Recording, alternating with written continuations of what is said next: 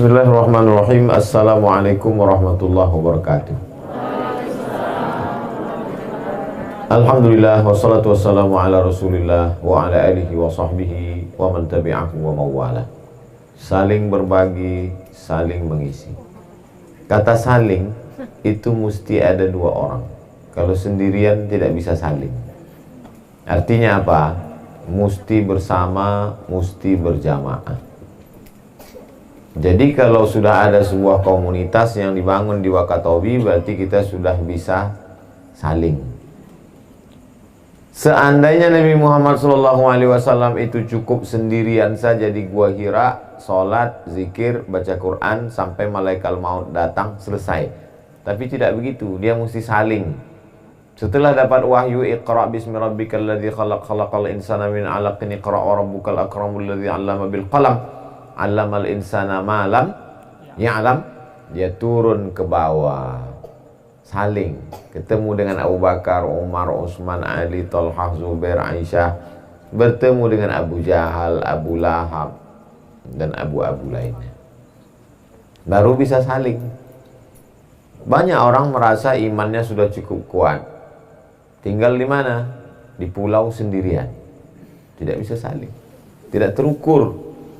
Jadi dalam proses belajar tidak apa-apa, tapi setelah itu ikut sunnah Nabi SAW. Ikut sunnah Nabi pakai sorban, betul? Ikut sunnah Nabi pakai jenggot, tidak salah. Ikut sunnah Nabi pakai baju putih, memang sunnah. Tapi ada sunnah saling berinteraksi. Kuntum khaira ummah, kamu umat yang terbaik. Kapan menjadi umat terbaik? Ta'muruna bil ma'ruf, ajak orang buat baik, saling. Ada interaksi sosial. Al-mu'min, seorang mukmin yang kuat imannya, yukhalitun nasa, berinteraksi dengan orang banyak. Wa yasbir ala adzahum, dan sabar dia menerima perbuatan orang, khairun, lebih baik daripada orang mukmin sendirian yang tidak berinteraksi dengan orang banyak. Jadi kata saling itu paling tidak ada dua orang. Saling. Saya dengan Ustadz Amiruddin, Ustadz Amiruddin dengan saya, baru bisa dikatakan saling. Setelah kita berinteraksi sosial, berjamaah, bersama, ada hubungan dengan manusia. Bahkan dalam Islam bukan hanya dengan manusia, dengan jin sekalipun mesti ada saling. Tapi jangan gara-gara ini lalu sibuk. Kamu kenapa nggak hadir kajian? Saya mencari jamaah dari kalangan jin, Pak Ustadz.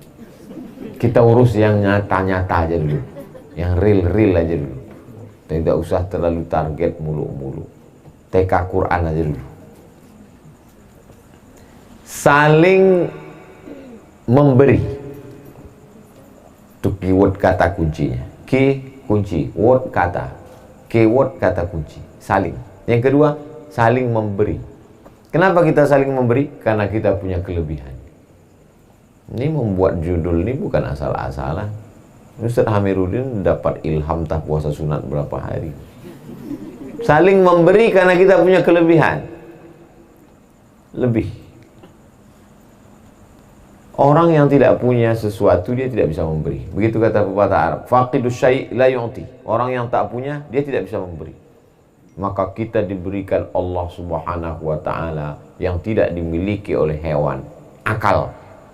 Kita diberikan Allah SWT yang tak dimiliki oleh malaikat, nafsu. Kalau hanya nafsu saja, binatang. Kalau hanya akal saja, malaikat. Jadi kalau ada kawan kita, kawan saya ini luar biasa Pak Ustaz, sudah tak ada nafsunya, berarti temanmu itu Jibril, Mikail, Israfil, Israel. Kawan saya ini luar biasa Pak Ustaz, sudah tidak ada lagi akalnya, nafsu saja, berarti setan, iblis. Selama dia masih berakal, masih bernafsu, kadang benar, kadang salah, berarti dia manusia. Dan dia punya kelebihan. Makanya kita kadang tidak bisa menilai orang dari satu mata pelajaran.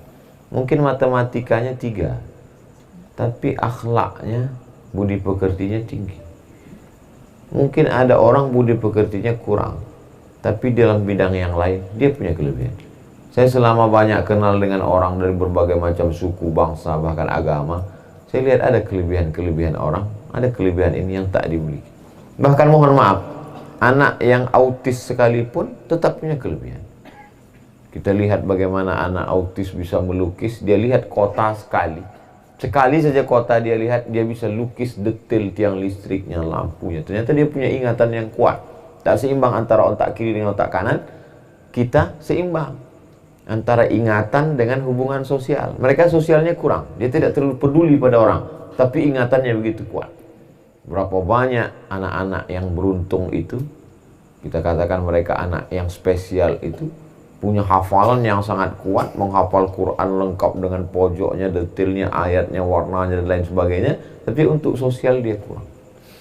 Kawan saya Pak Ustadz, ngapalnya nggak kuat, sosialnya pun nggak kuat. Itu parah sekali. Jadi coba kita lihat teman kita itu dari kelebihannya. Apa kata Pak Bupati tadi? Ini luar biasa ini Pak Ustadz. Sambil beliau pegang Ustadz Hamiruddin. Pemprov mengundang Ustadz nggak datang-datang, tapi ini bisa mendatangkan Ustadz. Itu bukan kata saya, kata Pak Bupati. Cuman salahnya tadi kameramen nggak hidup kameranya, jadi nggak bisa diabadikan. Sengaja. Ada orang siapapun dia, kita lihat kelebihannya. Saya kalau ketemu sama orang tua, yang saya lihat apa? Dia lebih tua, pengalamannya lebih banyak, umurnya lebih, amal dia pasti lebih. Terus kalau Ustaz lihat anak muda ini umurnya belum banyak, dosanya belum banyak, pahalanya lebih dari saya. Kalau nampak anak kecil ini belum ada dosanya. Kalau umurnya panjang, dia lebih hebat dari saya. Kalau lihat orang yang belum masuk Islam, kalau dia dapat hidayah, dia bersyahadat, dia lebih baik dari saya karena dosanya nol dan pahalanya luar biasa. Kita selalu melihat orang kelebihannya. Saya punya sepupu, dia tentara, merantau dari satu daerah ke satu daerah. Lalu kata dia, nanti Mat, karena dia lihat saya sebagai adiknya, nanti kalau kau merantau, kau lihat setiap orang tuh punya kelebihan, pandang kelebihannya. Jangan lihat kekurangannya. Di saat kita lihat kelebihan orang, maka kita insya Allah tidak akan menginjak dia. Kita tidak akan sepelekan dia, karena yang kita pandang adalah kelebihannya. Ada orang tidak bisa berhadapan dengan orang banyak. Nggak bisa. Kalau melihat orang banyak, dia langsung ke toilet, bawaannya mau kencing. Tapi kalau dia berdua dengan komputer, laptop, itu banyak yang bisa dia buat. Mungkin dia seorang programmer, mungkin dia seorang editor, banyak yang bisa dia buat. Tapi ada pula yang sebaliknya, dia kalau berdua dengan laptop, dengan komputer, langsung stres. Tapi kalau ketemu dengan orang banyak yang bisa dia buat. Jadi masing-masing punya kelebihan. Ada orang diam saja, tapi dalam diamnya sesungguhnya dia sudah menulis begitu banyak. Saya seorang penulis Pak Ustadz, banyak kamu nulis, hampir tiap menit saya tulis. Apa yang kau tulis? Status. Tulislah, silakan. Sampai masanya nanti statusmu itu kau satukan jadi satu, menjadi sebuah buku yang menarik. 1100 status bermakna. Jadi statusnya coba yang bagus-bagus, yang baik-baik. Jadi kita saling memberi karena kita memang punya kelebihan. Pahami itu dengan baik. Lalu kemudian saling mengisi. Kenapa saling mengisi? Yang diisi itu yang kosong. Kita merasa bahwa kita kosong. Saya kosong, saya tak punya apa-apa. Maka saya mesti diisi oleh sahabat saya. Ada Ustadz Hamiruddin, ada Ustadz Luqmanul Hakim, ada Ustadz Salim Afillah, ada Habib Anis, ada Ustadz Adi Hidayat, ada A.A. Gim. Maka ketika kita memahami bahwa kita kosong, kita tidak punya apa-apa, kita ini hanyalah sekedar wadah, gelas, cawan yang tidak berisi, maka kita selalu berharap. Jadi kalau saya pergi ke satu daerah, saya cari tuan guru, kiai, alim ulama, tokoh masyarakat, bahkan ke kubur-kubur ziarah itu pun saya ingin mengambil pelajaran. Berziarah ke makam guruta, ke makam kiai, ke makam tuan guru, itu murid-muridnya cerita, ini tuan guru ini dulu belajar ke sana, mengambil inspirasi dari kehidupan mereka. Kita merasa diri kita kosong. Kalau kita merasa diri kita penuh, nanti kita akan jadi angkuh dan sombong. Iblis masuk neraka bukan karena nyembah berhala. Iblis masuk neraka bukan karena syirik. Iblis tidak pernah syirik. Gimana mau syirik? Orang dia yang ngajak orang syirik. Iblis masuk neraka bukan karena digoda setan. Setan anak buah dia semua. Iblis masuk neraka karena sombong. Jadi kita saling mengisi karena kita merasa kita kosong. Saya merasa diri saya kosong. Saya tidak tahu apa-apa tentang Wakatobi. Maka saya selalu bertanya-tanya. Ini apa Pak Upadi? Oh, ini keladi Pak Ustaz. Oh, habis keladi saya makan. Kalau sudah makan keladi ini kira-kira sudah sah nggak belum jadi harimau Wakatobi? Oh belum Pak Ustaz. Harus pakai sarung tenun Wakatobian pakai. Intinya apa? Kita mau tahu. Ini Wakatobi ini kan nama belakangan setelah pemekaran. Baru 2003. Sekarang 2021, baru 18 tahun. Sebelum ini apa namanya? Ini adalah wangi-wangi. Ini gabungan dari beberapa pulau. Dan ini adalah pulau-pulau yang dikenal sebagai pulau perajin tukang besi. Bahkan parang yang dipegang oleh Patimura itu berasal dari sini Pak Ustaz. Kalau ingat Patimura ingat uang 1000. Enggak salah kalau ingat uang 1000. Yang bahaya itu kalau ingat itu ingat kotak wakaf, itu masalah. Kotak sedekah. Bahwa ini adalah ilmu yang saya kosong, saya tidak ngerti tentang masalah itu. Lalu zaman sebelum bergabung dengan Negara Kesatuan Republik Indonesia, ini apa namanya Pak? Ini semuanya di bawah kerajaan Kesultanan Buton. Oh, Kesultanan Buton tidak pernah dijajah oleh Belanda. Bagi yang ragu silakan datang ke Leiden, tanya Belanda. Pernah kalian menjajah Buton? Kesultanan Buton tidak pernah dijajah, dia hanya punya bekerja sama. Bekerja sama berarti levelnya G2G, government to government, negara dengan negara. Bukan menjajah antara penjajah dengan dijajah. Berarti dia punya kekuatan yang luar biasa. Bayangkan, Belanda tak bisa menjajah Buton. Jangan sampai Samsung menjajah Buton. Jangan sampai gadget menjajah Buton. Jangan sampai iPhone menjajah Buton. Belanda bisa diusir dengan pedang parang panjang, dengan senjata tajam. Tapi bagaimana mengusir sesuatu yang kita cintai, kita sukai, dan kalau dia tertinggal kita jadi stres. Oh, apa yang Ustadz maksud? Ustadz nggak suka medsos ya? Ustadz nggak suka Facebook, Instagram ya? Suka. Buktinya saya punya akun Instagram, walaupun saya nggak tahu passwordnya. Yang saya maksud adalah bagaimana kita pakai handphone cerdas. Bagaimana kita bermedsos cerdas. Jangan sampai handphonenya lebih cerdas dari orangnya. Namanya smartphone. Handphonenya cerdas. Dan handphonenya lebih soleh. Handphonenya setiap masuk waktu azan. Tapi yang punya tidur. Nah, jadi kita saling mengisi karena kita sadar bahwa diri kita kosong. Ustaz Somad nanti bicaranya nggak usah terlalu panjang, kita interaktif lebih banyak, dialog tanya jawab. Itu pun termasuk saling mengisi juga. Supaya jangan sampai saya ngomong panjang-panjang padahal jamaah sudah menyiapkan pertanyaan-pertanyaan. Maka tadi dikatakan, kata Ustaz Amiruddin, Ustaz Somad sampaikan beberapa patah kata sebagai pengantar dialog kita pada malam hari ini. Saling memberi, saling mengisi. Orang bisa saling memberi kalau ada yang mau nerima. Kalau tidak ada yang mau nerima, apa yang mau diberi? Kita kasih, dia tidak mau terima. Kenapa? Karena menurut dia, dia tidak layak untuk menerima. Atau menurut dia, kamu tidak selevel dengan saya. Maka kita semuanya selevel. Ustaz Somad bicara masalah level, tempat duduk dia aja lebih tinggi dari kami. Saya lebih tinggi bukan karena saya merasa lebih mulia. Saya maunya duduk di lantai. Mengapa Ustaz duduk di atas? Dikasih kursi saya duduk. Kan tadi lihat semua. Yang duduk pertama di sini kan Ustaz Amiruddin, bukan saya. Saya cuma ikut aja. Makanya paling enak jadi makmum.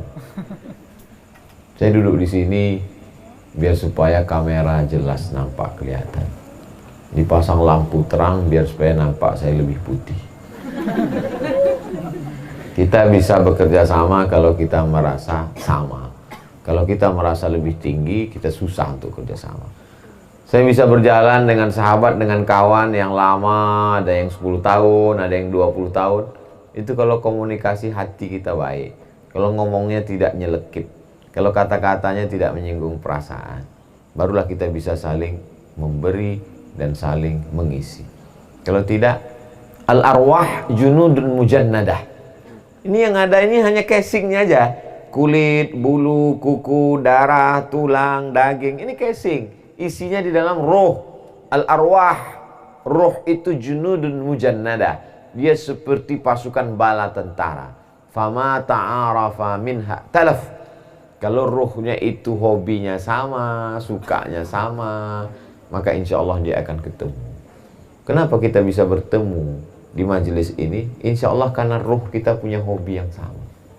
Hobinya beriman dan beramal soleh. Kita ketemu pada amal soleh. Di sini ada bisnismen, di sini ada politikus, di sini ada anak muda, di sini ada orang tua, di sini ada laki-laki, di sini ada perempuan. Kenapa kita bersama? Karena roh kita punya banyak kesamaan. Satu sekolah, satu kampung, bahkan satu rahim, satu perut dengan ibunya, saudara kandung, banyak yang terpisah. Kenapa? Karena tidak ada kesamaan sama sekali. Bersama di sini, bersama di padang mahsyar, bersama di surga, bersama Nabi Muhammad SAW. Jadi kita ketemunya dalam kesamaan ini. Bersama di Masjid Az-Zaitun, bersama di dalam sholat tahajud malam, bersama dalam tausiah, bersama mengumpulkan beras untuk fakir miskin, yatim dan duafa, bersama mengurus tanah wakaf untuk bangun masjid, bersama lagi penggalangan dana untuk membebaskan tanah untuk buat asrama, sekolah tahfiz gratis, bersama lagi untuk buat TK Quran, bersama lagi ngurus izinnya supaya anak-anak bisa ngapal Quran juz 29, juz 30 supaya Ustaz Abdul Somad tahun depan datang lagi ke Wakatobi. Contoh aja itu saja. Bersama, kebersamaan inilah yang mau kita pupuk bersama. Kalau orang main gaple aja bisa bersama, kalau orang main trup aja bisa bersama, kalau orang main catur aja bisa bersama, kenapa kita tidak bisa bersama menuju mencari ridha Allah Subhanahu wa ta'ala? Padahal tentunya kebersamaan kita lebih kuat, karena kebersamaan kita bukan permainan. Bermain karena bersama, bersama karena bermain, permainan akan selesai dan usai. Semua pesta pasti akan berakhir. Tapi kalau kebersamaan kita karena Allah, Allah tidak akan berakhir. Bersama kita di sini, bersama juga nanti kita di padang mahsyar karena mendapat naungan karena persaudaraan.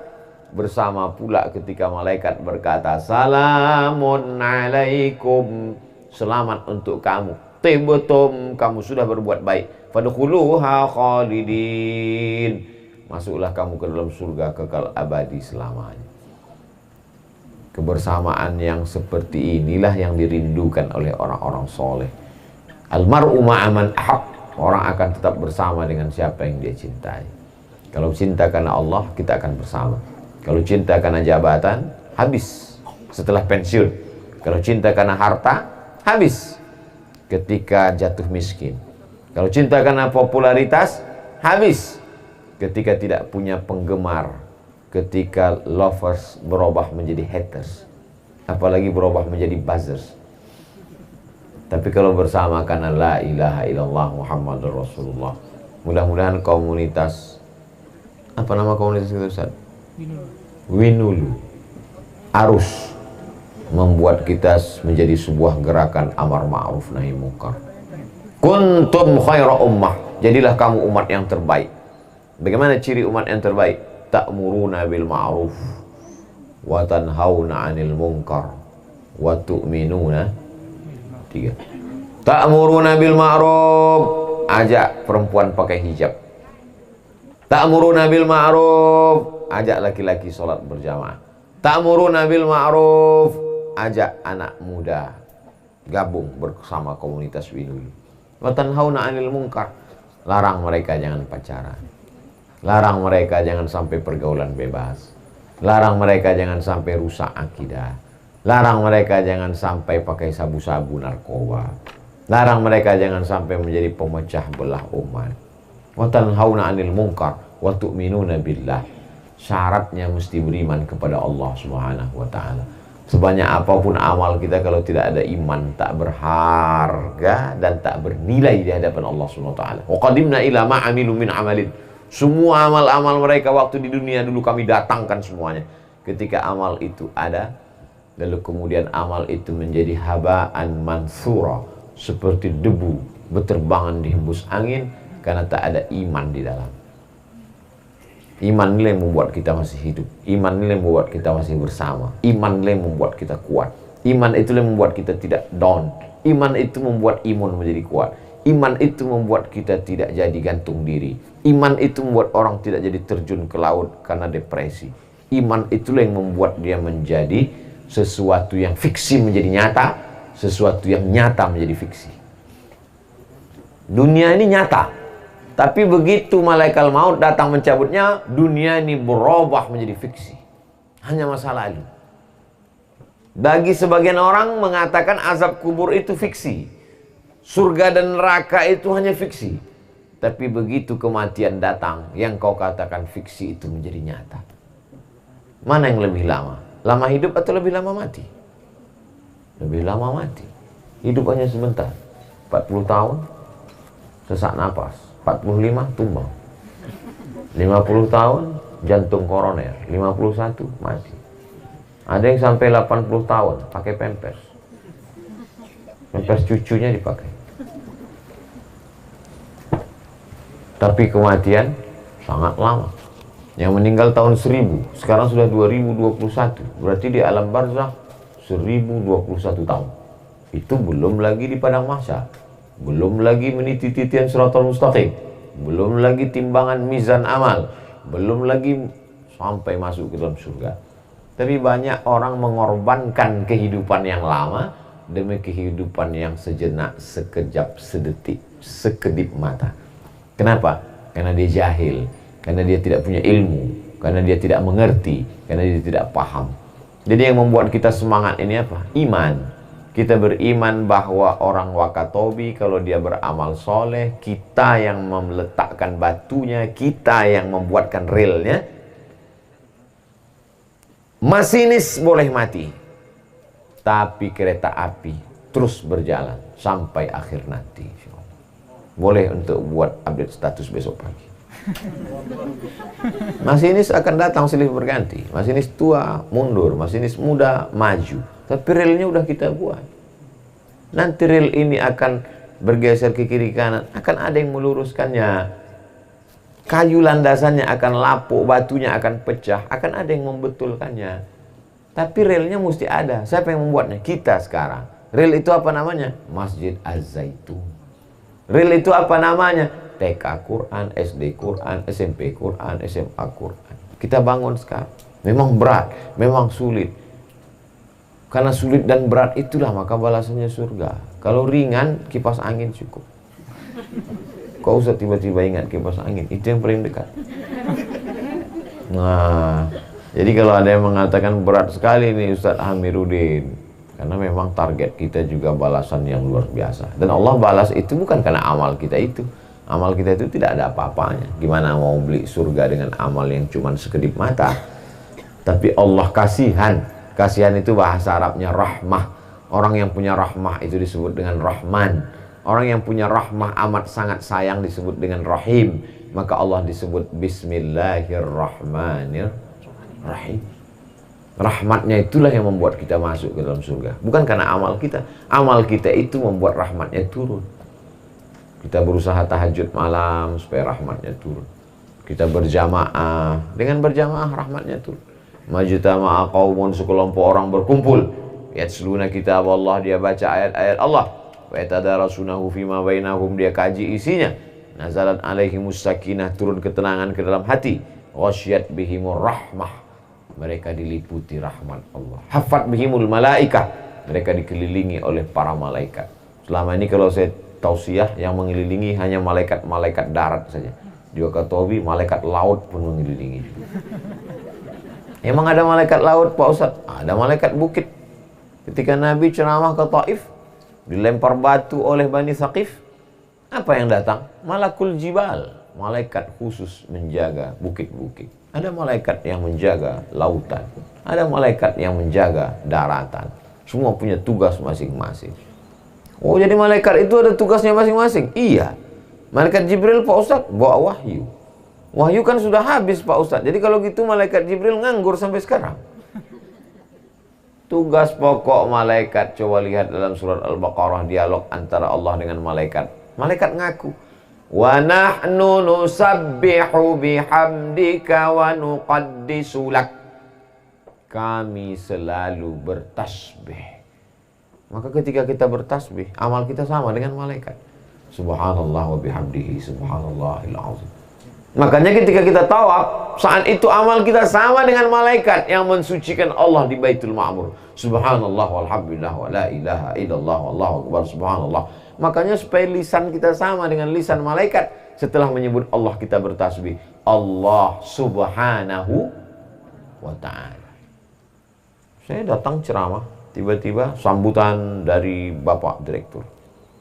Mari kita bersyukur kepada Allah SWT dan berselawat kepada Nabi Muhammad SAW.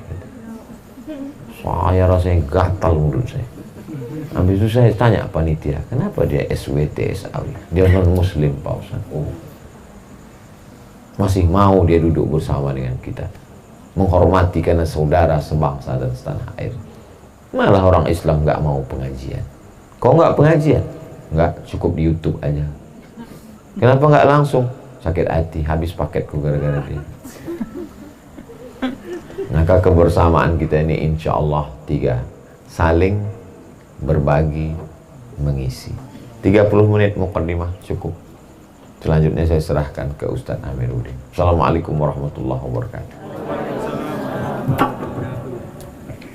Baik, jadi untuk sesi pertama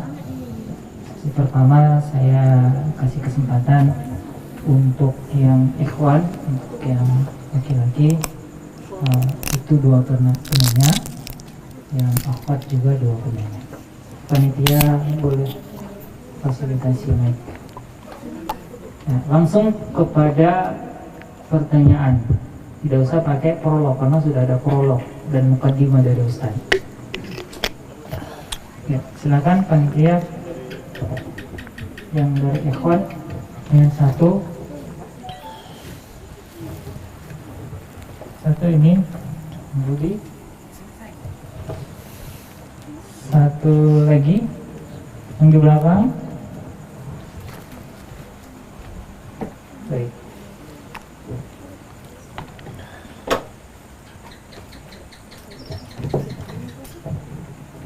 Ya, yang satunya bisa langsung ke samping Bang Rudi ini dari Bogor. Ya, silakan. Ya, bismillah, assalamualaikum warahmatullahi wabarakatuh. Assalamualaikum warahmatullahi Terima wabarakatuh. kasih banyak Bang Amir, Ustadz Abdul Somad, orang tua kami yang ada di Wakatobi, saudara-saudara kami yang ada di Wakatobi. Terima kasih banyak atas jamuannya kepada kami dari teman-teman Spirit Pemuda Hijrah Kota Bau-Bau. Alhamdulillah kami bersama teman-teman dari lembaga KNRP juga, ada Kapri sama Kak Opi dari FKPNEPI, Forum Kepemudaan tentang pengembangan karakter, dan juga ada teman saya dari Lombe Botong Tengah, izin untuk tidak tugas sebagai SN karena beliau ingin berjumpa juga dengan saudara-saudara kami yang ada di Wakatobi. Mohon izin. Alhamdulillah perjalanan kurang lagi 8 jam. Niat kita untuk silaturahim bersama Ustadz kami. Jadi Ustadz yang kami hormati, kami dengan teman-teman pemuda yang ada di Kota Bau-Bau, Ustadz awalnya memang terinspirasi juga dari Ustadz Amiruddin. Saat itu awal-awal terbentuknya Spirit Pemuda Hijrah ini, kita lihat juga gerakan pemuda hijrah yang ada di Wakatobi yang diinisiasi oleh Bang Amiruddin. Alhamdulillah saat itu kita dihubungkan dengan Ustadz Taki Malik juga. Alhamdulillah hadir di Kota Bau-Bau, dan terakhir Ustadz Muzamil Hasbalah. Masya Allah, dengan silaturahim Alhamdulillah yang masih terjalan dengan Bang Hamirudin dan teman-teman dulu. Dari beliau juga kami dapat banyak inspirasi untuk melakukan kegiatan-kegiatan dakwah di Kota Bawah, khususnya anak muda.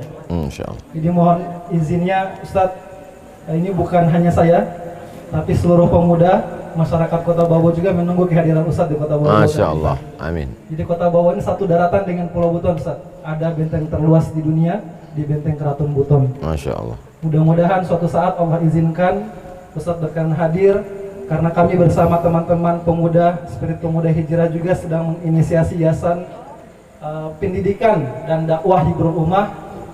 Belum lama kita alhamdulillah diwakafkan tanah 1 hektar Ustadz untuk mengelola pondok tahfizul Quran. Selamat. Berharap insyaallah sambil gemetar ini karena ini kabar gembira juga bagi kami ya, anak-anak muda yang menginisiasi gerakan dakwah, tapi mengajak anak-anak muda itu untuk cinta dengan Al-Quran. Karena niat inilah akhirnya ada beberapa yang kemudian menginformasikan kepada kami untuk mewakafkan tanahnya 1 hektar untuk dibangunkan tahfizul Quran, dikelola oleh teman-teman Spirit Pemuda Hijrah di sana untuk dibangunkan pondok tahfizul Quran. Kita sementara membuat akta yayasan, dan dalam waktu dekat mudah-mudahan langsung bisa menyerahkan akta wakaf tanah kepada yayasan yang kami buat, Ustaz. Mohon izin suatu saat Ustaz bisa hadir ke Bau-Bau untuk melegalkan peletakan batu pertama suatu saat di tanah 1 hektar itu untuk pondok tahfizul Quran yang memang diinisiasi dan dibuat oleh semua pemuda-pemuda di Kota Bau-Bau, khususnya Spirit Pemuda Hijrah. Satu pertanyaan saya, Ustaz, sebagai penutupnya. Kita dengan teman-teman pemuda Hijrah, FKMPI dan juga KNRP Kota Bau-Bau banyak melakukan gerakan-gerakan dakwah untuk anak-anak muda. Ustadz, mohon nasihatnya, apa yang bisa Ustadz berikan motivasi ruhiyah kepada kita agar niat kita itu selalu terjaga, bukan cuma di awal, Ustadz. Kadang banyak ujian-ujian dari pertengahan sampai mungkin akhir. Mohon Ustadz memberikan kami wejangan apa kira-kira yang bisa membuat niat kita itu selalu tetap stabil, Ustadz, untuk melakukan yang namanya inisiasi kebaikan, khususnya dakwah untuk anak-anak muda di Kota Bau-Bau. Sekian, mudah-mudahan sekali lagi doa kita. Mohon izin warga Wakatobi yang kami cintai, orang tua saya juga, terutama mertua saya asli Wanci. Jadi alhamdulillah saya bisa hadir di sini. Mudah-mudahan kita juga bagian dari keluarga yang ada di Wakatobi. Mudah-mudahan Ustadz bisa berkenan hadir di Tanah Buton, Kota Bau-Bau, insyaallah. Sekian, terima kasih. Mohon maaf apabila ada salah-salah kata. Billahi taufiq wal hidayah. Assalamualaikum warahmatullahi wabarakatuh. Istiqomah. Pertama, buat dulu kajian besar yang magnetnya kira-kira bisa menarik butiran-butiran besi yang bersebaran. Ada butiran-butiran besi bertebaran, itu mesti ditarik dengan magnet yang kuat. Datang Ustadz Adi Hidayat, datang Ustadz Hanan Ataki, datang Ustadz Fulan, rame. Tapi jangan sampai butiran-butiran besi yang sampai berkumpul ini pecah lagi. Maka ketika sudah habis nanti kajian pemuda ini, langsung didata. Nama, siapkan formulirnya. Nama, tempat tanggal lahir, pas foto, email, nomor. Buatkan grup, diikat dalam grup. Nah, setelah kita punya data, kita banyak punya kajian tapi nggak punya data. Tak tahu kekuatan kita. Kalau ditanya, berapa anggota kita? Malaikat yang mencatat. Serahkan aja pada Allah. Al-haqqu bila nizam yaghlibuhul batil bin nizam, kata Sayyidina Ali. Kebenaran yang tidak dimanage dengan baik akan dikalahkan oleh kebatilan yang dimanage dengan manajerial yang baik. Jadi data ini penting. Tulis datanya berapa anak muda, usianya berapa peserta kita. Setelah itu diikat dengan kajian. Kajian apa? Kajian paling rendah, kajian Iqra. Ini anak muda yang belum ngaji sama sekali. Tidak bisa dia membedakan mana alif lurus, mana alif bengkok. Alif bengkok apa Ustaz? Hamzah. Tak bisa membedakan mana hak besar, hak kecil. A, I, U, baba, baba, tata, batasa. Ini udah agak bisa dikit. Udah baca bagus, tajwid. Ini sudah hafal juz ammah. Nanti diklasifikasikan. Diikat dengan kajian-kajian. Senin malam Selasa, fikih. Selasa malam Kamis, akidah. Baca buku. Akidah yang bagus, sifat 50 Kiai Haji Idrus Ramli. Jadi supaya jangan lagi kajian ngalor ngidul gak tentu arah kemana-mana. Supaya kalau dia tamat buku ini, dia bisa ngajar. Buku sifat 50 Kiai Haji Idrus Ramli.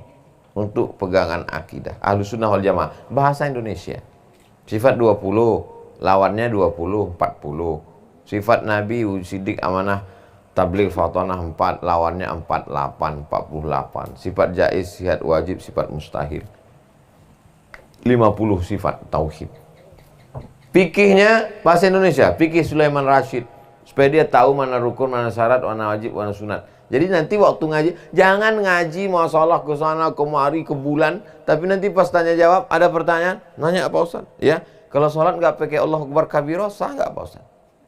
Nggak tahu dia membedakan mana sunat, mana wajib, mana sunat, mana rukun, mana syarat, mana sunat muakkad. Maka kaji fikih. Mulailah mengaji pakai buku dan khatam. Khatam supaya nanti kalau dia tamat dia bisa ngajar, dia punya bahan. Bukunya bisa difotokopi, bisa dalam bentuk PDF, bisa di dalam bentuk file digital dan lain sebagainya. Diikat. Ada kajian rutin tahfiz, tahsin, makharijul huruf. Ada kajian 3 yang tidak boleh hilang. Akidah, fikih, akhlak. Bagaimana mensucikan hati, bagaimana membersihkan jiwa, bagaimana selamat dari hasad, dengki, busuk hati. Setelah bersih, diisi dengan zikir, qanaah, ridha, tawakal, dan lain sebagainya. Lalu kemudian ada momen-momen besar. 3 bulan sekali Ustadz Provinsi, 6 bulan sekali Ustadz Nasional, setahun sekali tabligh akbar besar. Mudah-mudahan Covid berlalu. Kita bisa buat acara besar-besar lagi nanti insya Allah. Adapun masalah keikhlasan yang tahu cuma Allah Ta'ala. Memang Abdul Somad ini ikhlas. Wallahu a'lam. Jangan-jangan Abdul Somad ceramah karena mau cari subscriber aja. Jangan-jangan Abdul Somad ceramah mau cari follower aja. Mana tahu kita. Saya berusaha untuk ikhlas. Bismillahirrahmanirrahim. La haula wa la quwata illa billah. Setelah itu kita beramal aja. Kita perbanyak amal. Ini kalau tidak ada tantangan, kita akan jalan slow. Beda antara orang jalan santai dengan jalan dikejar anjing. Jadi kalau ada anak muda mau kencang lomba lari, siapkanlah 3 anjing herder di belakang. Insya Allah kalah Alphard. Jadi kalau kita mau kencang, ada target yang mau kita capai. Ini di bau-bau sudah dapat tanah 1 hektar. Targetnya apa? Gambar dulu. Supaya tahu di mana letak masjidnya, di mana letak asrama, di mana letak kelas, berapa lantai. Setelah gambar jadi, urus IMB, izin mendirikan bangunan. Baru nanti skala prioritas mana dulu yang pertama dibangun? Masjid dulu. Nanti dari masjid sholat berjamaah, jamaah datang buat pengajian, orang melihat, barulah datang barokah-barokah. Barulah berdiri TK Quran, SD Quran, SMP Quran, SMA Quran, sekolah tinggi ilmu Al-Quran. Sehingga lahirlah generasi yang Qurani. Syukur-syukur dari 1 hektar ini mulai perluasan, bebaskan ruko ini, beli tanah depan, menjadi besar. Jadi selalu ada tantangan-tantangan. Sehingga ketika kita yang ngurus ini mati, meninggal dunia, amal jariah tetap mengalir. Itulah tujuan saya pergi ke berbagai tempat itu. Saya tidak buat aliran baru, saya tidak buat ormas baru, saya tak buat partai baru. Saya menghidupkan yang ada. Saya lihat di situ ada tanaman hijau, saya datang menyiraminya, menumbuhkannya, menyelamatkannya dari wereng, menyelamatkannya dari wabah, memberikan pupuk, menyirami, mengajak umat untuk menjaga, sehingga dia berputih dan berbuah. Kita sama-sama menikmati manisnya, pahalanya nanti kita lihat ketika berjumpa dengan Allah Subhanahu wa Ta'ala. Faman kana yarju liqa'a rabbih, siapa yang berharap berjumpa dengan Allah, 2 saja syaratnya. Falyamal amalan salihah, hendaklah dia beramal saleh. Wala yusyrik bi ibadati rabbih ahada, jangan syirikkan Allah, jangan persekutukan Allah. Insya Allah dia akan melihat sekecil apapun amalnya. Faman ya'mal mithqala dzarratin khairan yarah. Kita akan melihat amal kita. Wallahu a'lam bishawab. Jazakallah khair. Satu penanya lagi lagi-lagi. Ini Ikhwan boleh ke ya, kayaknya tidak ada. Silakan.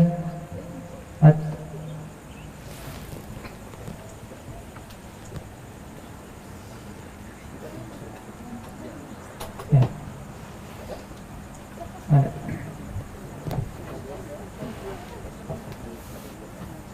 Baik, yang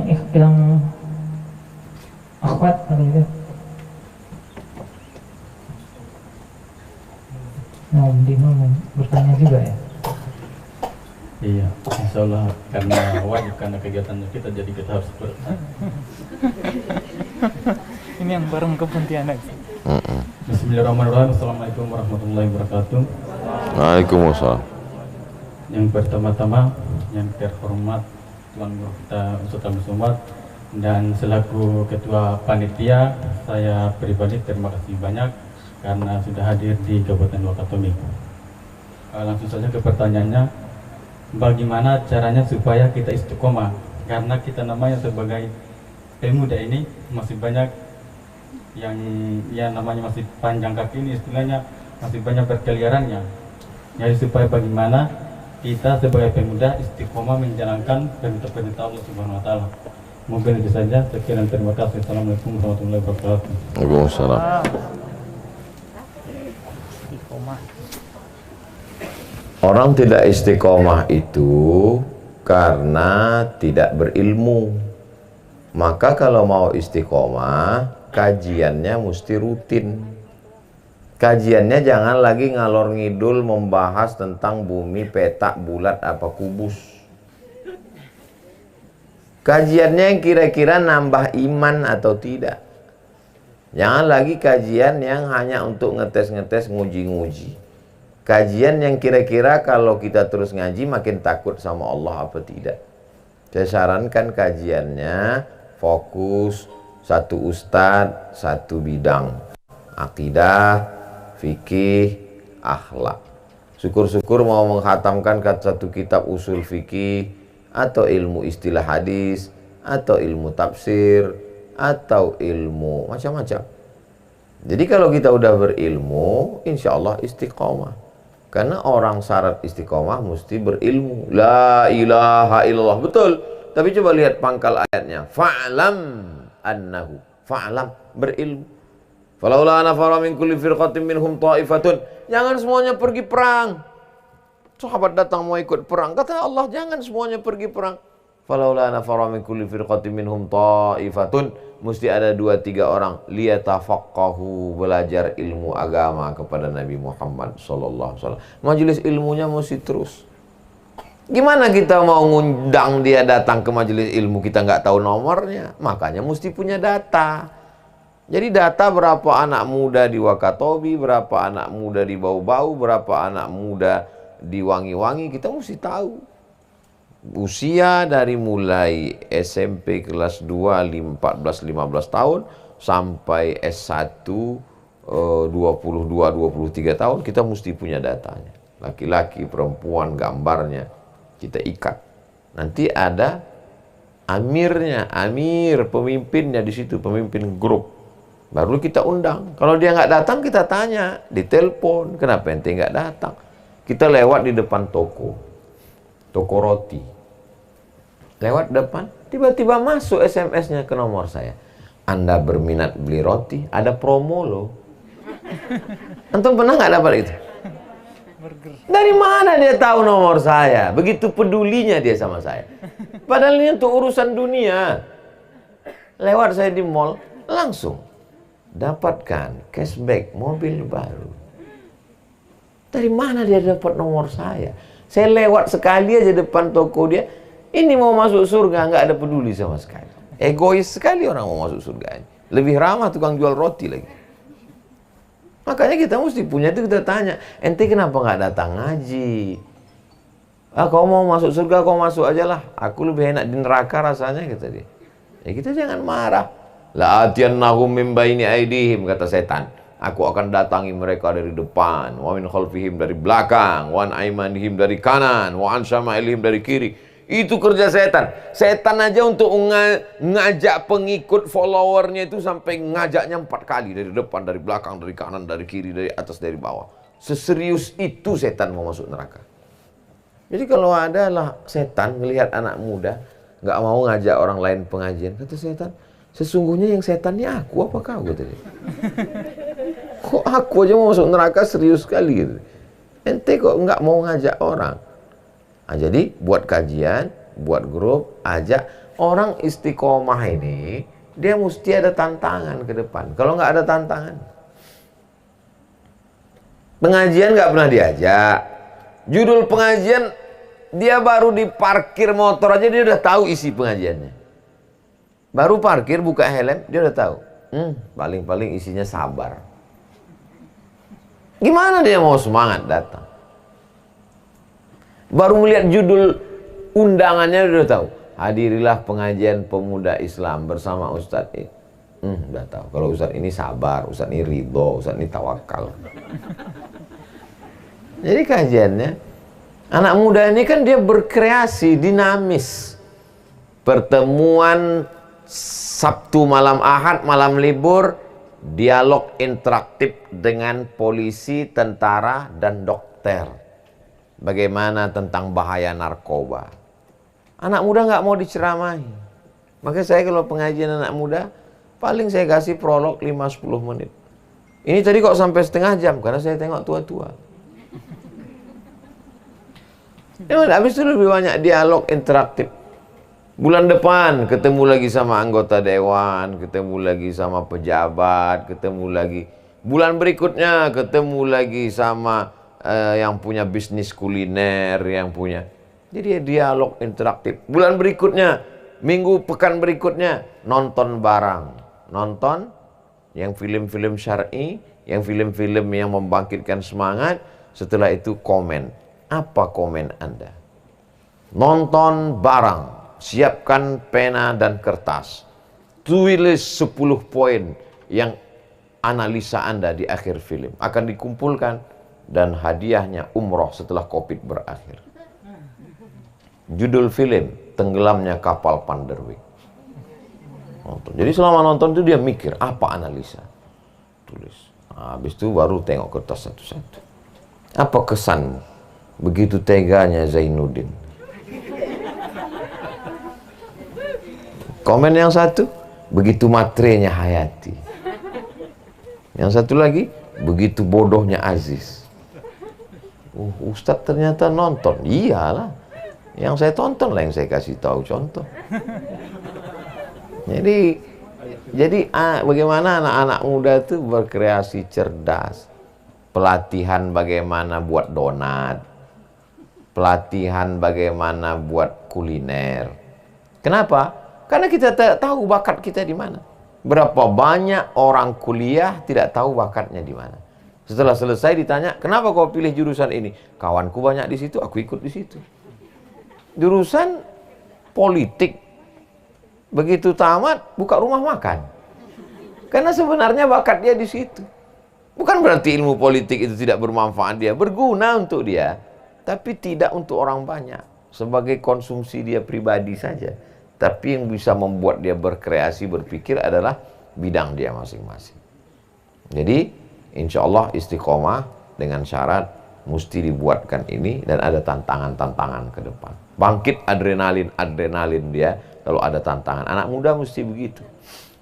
Anak muda kalau cuma dikasihkan goreng nggak mau. Dia ingin sewa speedboat, naik motor ke tepi pantai, dari pantai ke tengah laut, mancing. Itu anak muda. Beda sama orang tua. Orang tua touch screen. Pergi ke rumah makan langsung tunjuk. Ini 1 bungkus, ini 2. Ini goreng, ini bakar. Kalau anak muda tidak begitu. Ketika ditanya, kenapa ente mesti pergi ke tengah laut kalau cuma untuk mendapatkan ikan? Bukan ikannya Pak Ustadz, tapi petualangannya guys. Itu anak muda. Jadi kalau ada kita ketemu orang tua yang suka begitu berpetualang, sesungguhnya dia adalah anak muda yang sedang terjebak di tubuh orang tua. Tapi begitu juga sebaliknya. Kalau kita ketemu anak muda tapi bawaannya lesu, letoy, loyo, longlai, mau mati dan tidak peduli pada proses, mau cepat aja, sesungguhnya dia adalah orang tua jompo yang sedang terjebak di tubuh anak muda. Bisa untuk update hari berikutnya. Assalamualaikum warahmatullahi wabarakatuh. Waalaikumsalam warahmatullahi wabarakatuh.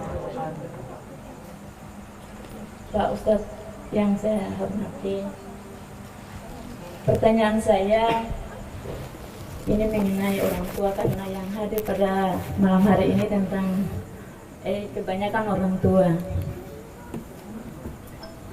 Yang saya tanyakan pada Pak Ustadz, kebetulan orang tua saya kena sakit stroke.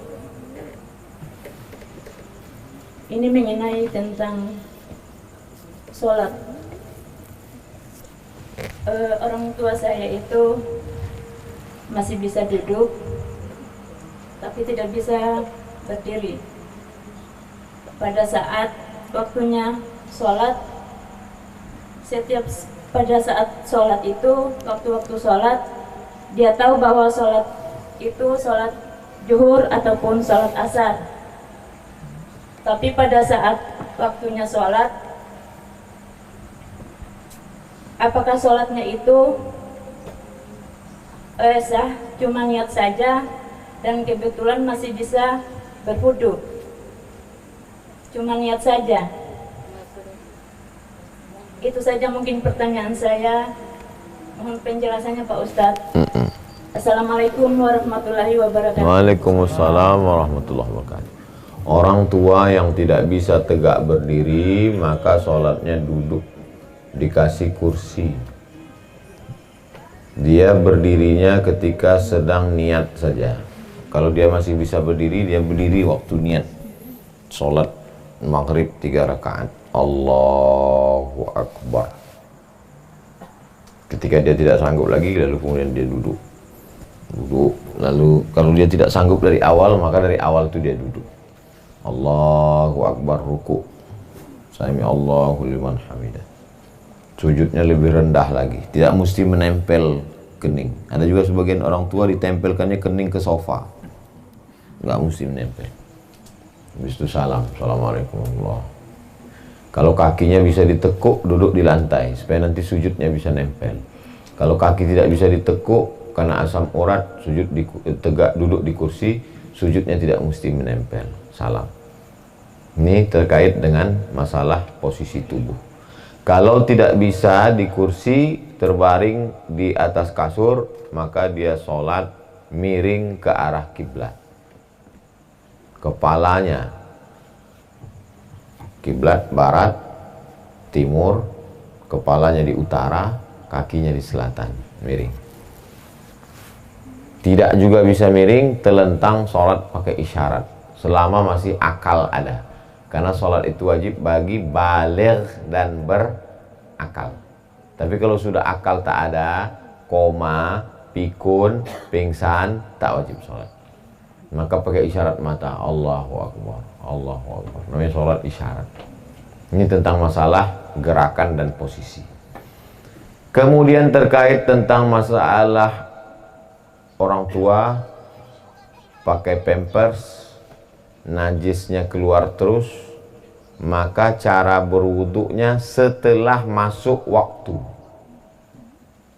Zuhur jam berapa di Wangi-Wangi? 11.55. Maka dia berwuduk jam 12 setelah masuk waktu. Gak boleh wuduk sebelum masuk waktu. Karena kalau dia wuduk sebelum masuk waktu, menetes, batal wuduknya. Maka dia wuduk setelah masuk waktu, ganti pakaian, semua pakaian dalamnya bersih, pakai pembalut segala macam, baru dia sholat setelah masuk waktu. Sholatnya dijamak, tapi tidak qasar, karena qasar mesti ada musafir 89 km. Sedangkan ini dia tua renta, sulit nanti untuk mengganti pampers baru segala macam, maka zuhur dengan asar jamak takdim tidak pakai qasar. Zuhurnya 4, asarnya 4. Dari jam 12, 1, 2, 3, 4, 5 jam atau 6, 7 nanti isyaknya jamak takhir supaya waktunya lama, karena kalau di maghrib dipakai nanti pempersnya terlalu basah untuk menjelang subuh. Jadi ganti dia 3 kali. Subuh sekali, zuhur ke asar diganti di zuhur, maghrib ke isya diganti di isya. Kalau tidak bisa berwudu, maka carikan debu, letakkan di dalam talam. Di sini talam juga namanya. Talam, letakkan debu. Kalau tidak bisa pakai debu, pakai batu. Cari batu yang besar. Batu. Bukan batu bata. Batu yang asli batu. Batu apa namanya? Batu gunung, batu untuk tayamum di batu. Orang Maroko tayamumnya di batu. Kalau mau pakai debu, debu di atas koran di talam. Kalau tidak, pakai batu.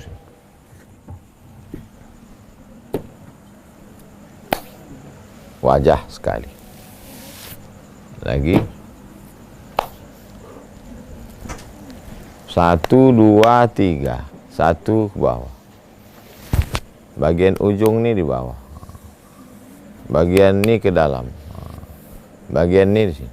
1, 2, 3. 1, 2, 3. Jam sama cincin dibuka. Kalau tidak, tak masuk tayamum. 1 tayamum, 1 sholat. Nanti habis sholat salam tayamum lagi. Tidak ada alasan untuk tidak sholat. La kafarata laha illa dzalik. Tidak ada yang dapat menebus sholat kecuali sholat itu sendiri. Saya sudah jelaskan tentang masalah gerakan. Saya sudah jelaskan tentang masalah bersuci bagi yang pakai pampers. Saya sudah jelaskan tentang masalah tayamum. Itulah terlengkap dalam orang sakit. Yang punya orang tua seperti ini, Allah ingin memasukkanmu ke dalam surga dengan amal berbakti kepada orang tua. Amal yang pertama kepada Allah. Wa qadha rabbuka alla ta'budu illa iyyah. Setelah kepada Allah, wa bil walidaini ihsana. Kepada orang tua. Saya orang tua tak ada dua-dua lagi, sudah meninggal. Saya tak dapat pahala berbakti pada orang tua karena orang tua saya tak sakit-sakit. Makan sahur, habis makan sahur ditontonnya video saya di YouTube, senyum-senyum dia. Habis itu dia mau sholat subuh, sakit kepalanya, meninggal. Tak sempat saya jaga, walaupun sempat serumah 11 tahun.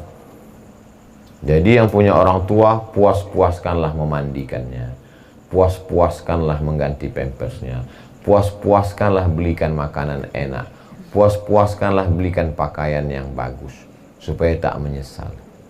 Karena kalau dia sakit masih sempat kita jaga, tapi kalau tidak, saya bawa almarhum mak saya hari Sabtu.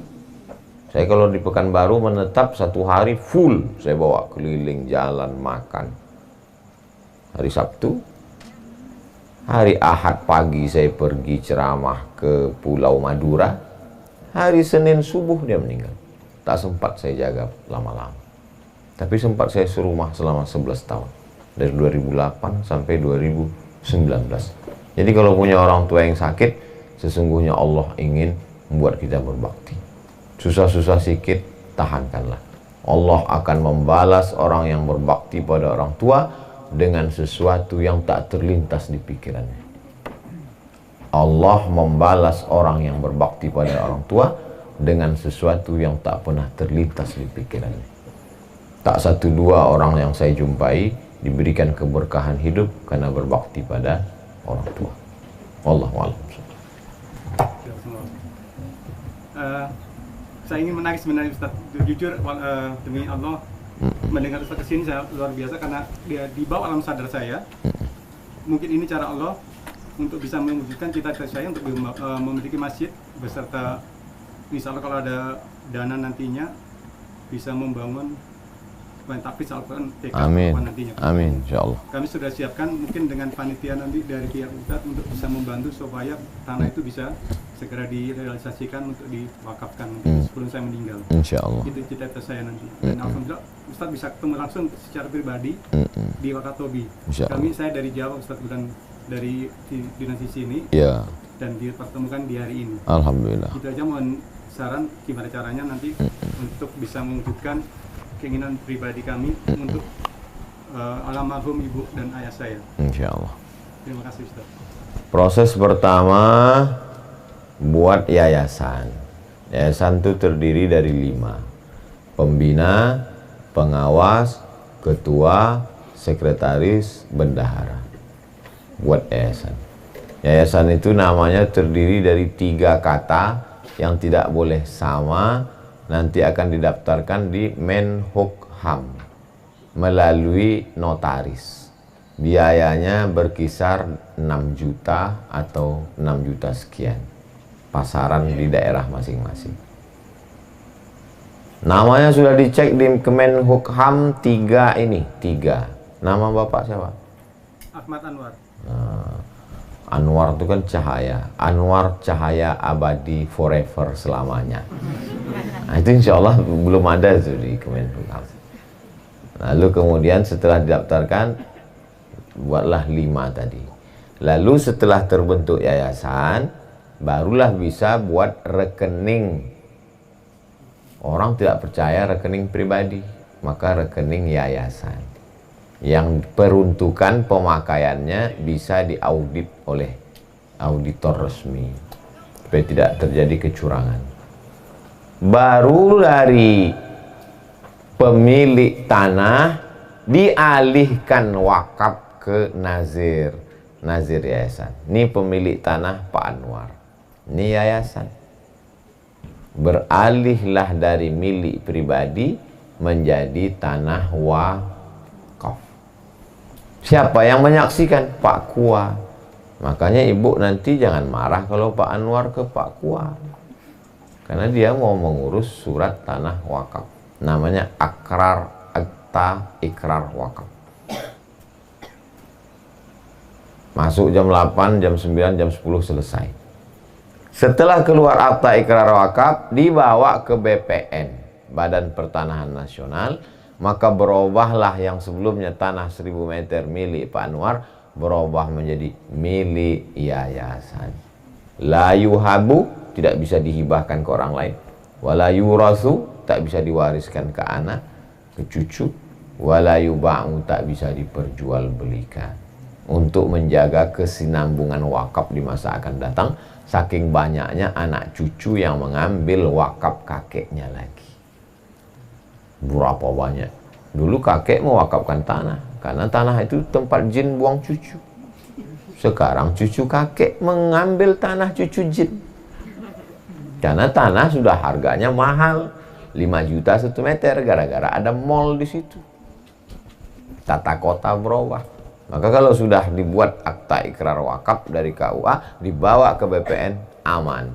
Masalah pembangunan masjid, gambar oleh arsitek, buat gambar masjid milik Allah. Belum ada masjid yang terbengkalai. Dan masjid selalu tidak pernah selesai. Karena kalau selesai bukan masjid, itu kantor kepala daerah. Masjid tak selesai. Masjid Nabawi tak selesai. Masjidil Haram, masjid yang pertama di dunia, sampai hari ini belum selesai. Masjid dekat sekolah saya dulu, saya tamat 96. Sekarang saya pulang ke kampung, masjidnya masih dalam pembangunan. Dan setiap hari Jumat, siapa yang mau bersedekah wakaf, itulah masjid. Tidak pernah selesai. Nah, maka dibuka pintu besar-besaran untuk menerima wakaf, infak, sodakoh, jamaah, membangun masjid. Berdiri masjid. Selesai masjid, TK Quran. Selesai TK, SD Quran, SMP Quran, SMA Quran. Sudah selesai bangunan semua Pak Ustadz, buat gratis anak yatim dan du'afa. Perjuangan kita di bidang pendidikan. Syukur-syukur nanti di tanah wakaf Pak Anwar berdiri pula di situ hotel syariah.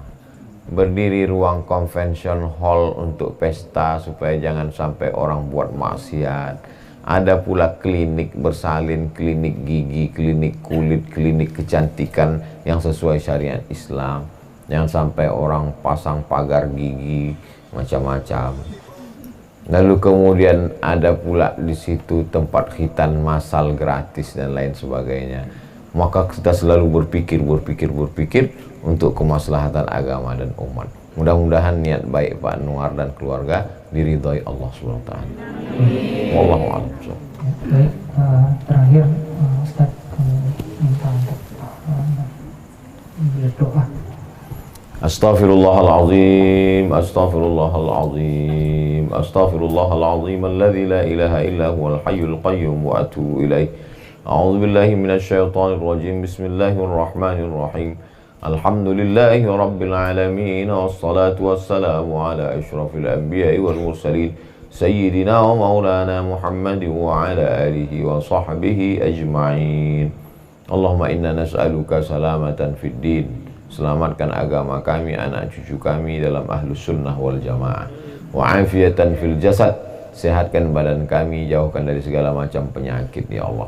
Wa ziyadatan fil ilmi. Tambahkan ilmu kami supaya kami bisa istiqamah iman dan Islam. Wa barakatan fil rizqi. Berkahi rezeki kami supaya kami bisa membangun masjid, membangun sekolah tahfiz Quran. Wa taubatan qablal maut. Beri kami taubat sebelum mati. Wa rahmatan indal maut. Curahkan rahmat ketika mati. Wa maghfiratan ba'dal maut. Berikan ampunan sesudah mati. Allahumma hawwin alaina fi sakaratil maut. Ringankan kami waktu melewati sakaratul maut. Wan najata minan nar. Selamatkan dari api neraka. Wal afwa indal hisab. Maafkan segala amal kami ketika segala perbuatan kami dihisab, dihitung di hadapan-Mu. Rabbana hablana minas salihin. Jadikan anak cucu kami keturunan yang soleh dan solehah. Allahumma ja'al hadzal balada baladan aminan mutma'innan ya'tihi rizquhu min kulli makan. Jadikan Wakatobi negeri yang aman, damai, terbuka pintu rezeki dari segala penjuru. Allahumma dafa'anil ghala wal waba wal fahsya wal riba wal zina wal munkar. Selamatkan Wakatobi dari malapetaka, bencana, riba, zina, narkoba, perbuatan keji dan munkar. Allahumma ja'al akhira kalamina inda intihai ajalina. Jadikan akhir kalam kami ketika ajal kami sampai, yang keluar dari mulut kami la ilaha illallah Muhammadur Rasulullah sallallahu alaihi wasallam. Rabbana atina fid dunya hasanah wa fil akhirati hasanah wa qina adzabannar. Wa sallallahu ala sayyidina Muhammad wa ala alihi washabbihi wasallam walhamdulillahi rabbil alamin. Taqabbalallahu minkum minna wa minkum taqabbal ya karim. Terima kasih, mohon maaf. Assalamualaikum warahmatullahi wabarakatuh.